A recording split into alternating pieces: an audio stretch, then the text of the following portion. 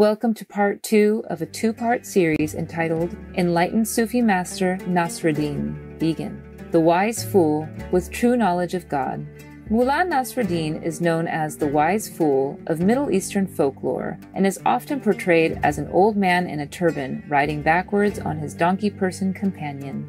Some people say that whilst uttering what seemed madness, he was, in reality, divinely inspired, and that it was not madness but wisdom that he uttered. The Turkish jester, or the pleasantries of Khoja Nasser Eddin Effendi. Born in Hortu in present-day Turkey in 1208, Mullah Nasruddin moved to Aksahir, Turkey in 1237 to study under reputable scholars of that time. He then became a great Sufi practitioner and teacher. In 2012, our beloved Supreme Master Qinghai jokingly told a story about how Master Nasruddin was afraid of his wife. Another story also, somehow like Nasruddin also. He also attended this non-afraid of wife man, yeah? No fear wife man, a club. And everybody who doesn't fear the wife, you go to the left. Everybody who fear the wife, stay on the right. Everybody go to the left. He stand on the right. Or the chairman or the organizer said, why? Are you very afraid of your wife? Why didn't you go to the left as asked? He say, I'm not afraid of my wife, but she told me don't listen to strangers. And we have another joke also. This is for your comfort. They also have a village meeting of a no fear wife men, huh?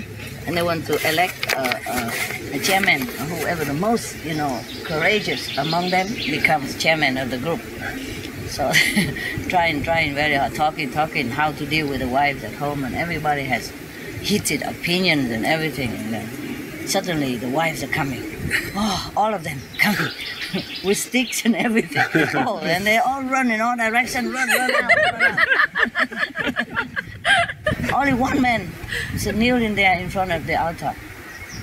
They were going to elect him, as chairman, and he's going to kneel in the altar to swear to protect all these people, and also to lead them into the righteous direction, not to fear the wife, And then everybody run away except that man still kneeling at the altar,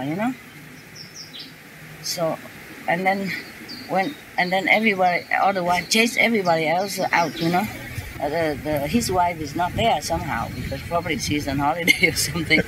And then when all the wives went back home, they came back, quietly sneaking in and saw the man still kneeling there.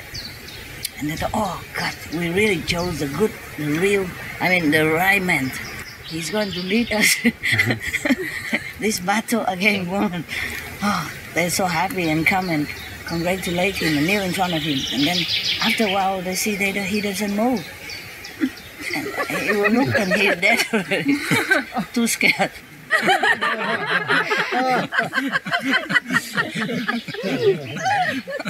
Scared to death on the spot.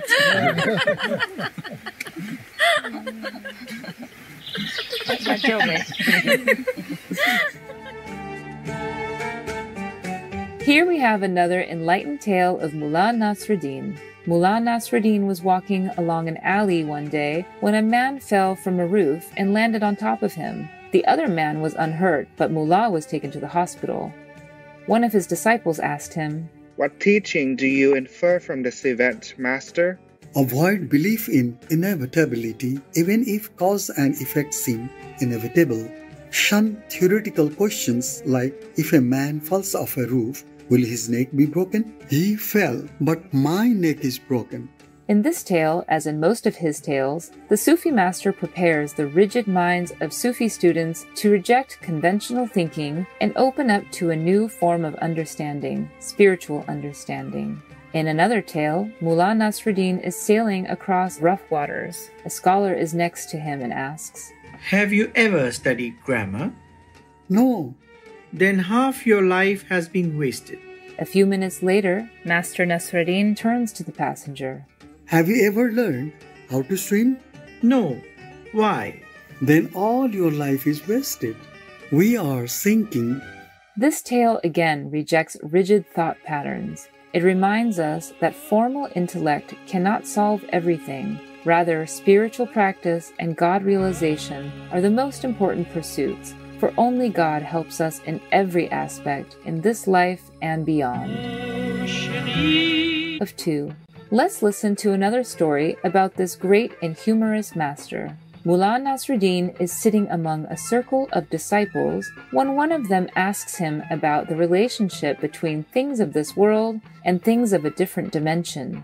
The mullah replies, "You must understand allegory." Then the disciple asks, "Show me something practical. For instance, an apple from paradise." Mullah Nasruddin picks up an apple and hands it to the man. "But this apple is bad on one side. Surely a heavenly apple would be perfect." A celestial apple would be perfect, but as far as you are able to judge it, situated as we are in this abode of corruption, and with your present faculties, this is as near to a heavenly apple as you will ever get.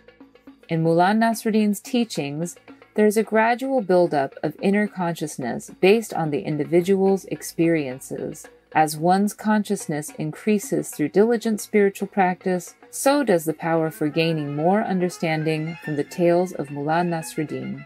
Also, the stories are endowed with baraka, which is defined as God's energy flowing through that and those closest to God. So the mere repetition of the tales provides spiritual nourishment, and pondering over them brings even more. In 2015, Supreme Master Ching Hai shared another joke with us about Master Nasruddin. You know Mullah Nasruddin, the master who always laughs at himself and make joke at himself and make a joke for everybody, you know. Now, okay, one day, his wife, the wife of the master, Mullah means master in Muslim, right? Teacher, yeah. So one day, the wife of this Mullah means teacher complained to Mullah Nasruddin, meaning her husband. Yeah, a master, but her husband. Look at how the neighbor, you know, the husband of the neighbor, he took really good care of his wife. Every day when he came home, he brought her some gifts, you know, presents. And on some other special occasions also, he always bring gifts. How come you never did that? Okay, so the Mullah Nasruddin, meaning the teacher, her husband, say, I also like to do the same very much, but I don't know how her husband will react to me. You know. In the book The Sufis, the gifted storyteller and writer Idris Shah also mentioned tales of Mullah Nasruddin, saying, It is believed that the mystical effect of 7 Nasruddin tales studied in succession is enough to prepare an individual for enlightenment.